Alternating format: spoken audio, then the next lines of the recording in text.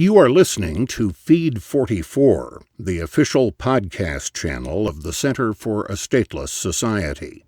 C4SS is an anarchist think tank and media center. For more information, please visit c4ss.org. Good Riddance to Old News Outlets by James C. Wilson. Posted on c4ss.org, June 17, 2015. Read by Tony Dreher.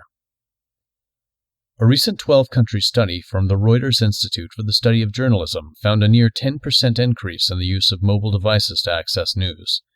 Additionally, the report found a 42% increase in referrals to news sources from Facebook, with Apple and Google also gaining popularity as news sources. More people, especially younger people, are getting their news from the internet rather than from physical newspapers, television, or radio. This is a trend that is only likely to continue and one we should welcome. While there are many reasons to be critical of corporations like Apple, Facebook, and Google, they give those seeking information options. At no time in history has so much information been at our fingertips. The major newspapers and television networks have an internet presence, as do countless smaller outlets which hail from around the world and across the ideological spectrum and focus on numerous areas of specialization. Not only does this allow the viewer to see how several outlets report stories, but they can seek out unique perspectives such as those of libertarians, anarchists, atheists, anti-establishment liberals, and old-right conservatives. That is to say, one can discover alternative viewpoints far removed from the establishment-friendly, advertisement-funded mainstream media, which is overly reliant on information provided by government, big business, and status quo-friendly think tanks. This must remain so as we fight state and corporate media attempts to stifle alternative sources. Rather than having a handful of sources owned by the elite, we have infinite options to choose from. While it is true that much of internet content is rubbish, much of it is also greatly informative and highly reliable. This is where platforms like Facebook or Twitter come in. As one user states, "When someone in my feed who has built a good reputation for solid recommendations puts up a story, I almost always click on it and rarely regret it."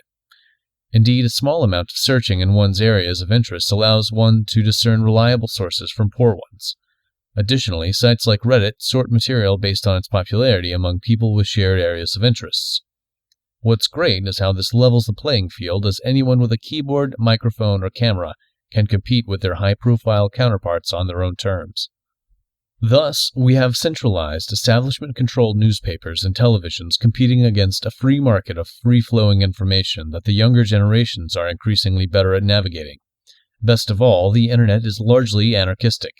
It is not controlled by a single government or corporation, and there are no arbitrary rules restricting the type of voluntary interactions one can have on it. When states try to stop the free flow of information, as was the case with the Pirate Bay earlier this year, new providers take their place. If a new generation is finding the old media unreliable, propagandistic, and too closely tied to government and big business, I welcome this development. The alternative of a participatory, anarchistic market of endless free-flowing information is truly liberating. It is easier to be well-informed now than it has been at any point in history. Hopefully, more people will take advantage of the opportunity. If only we could apply the liberatory potential of an anarchistic social order to the rest of our lives. You've been listening to Feed 44, the official podcast channel of the Center for a Stateless Society. C4SS is an anarchist think tank and media center.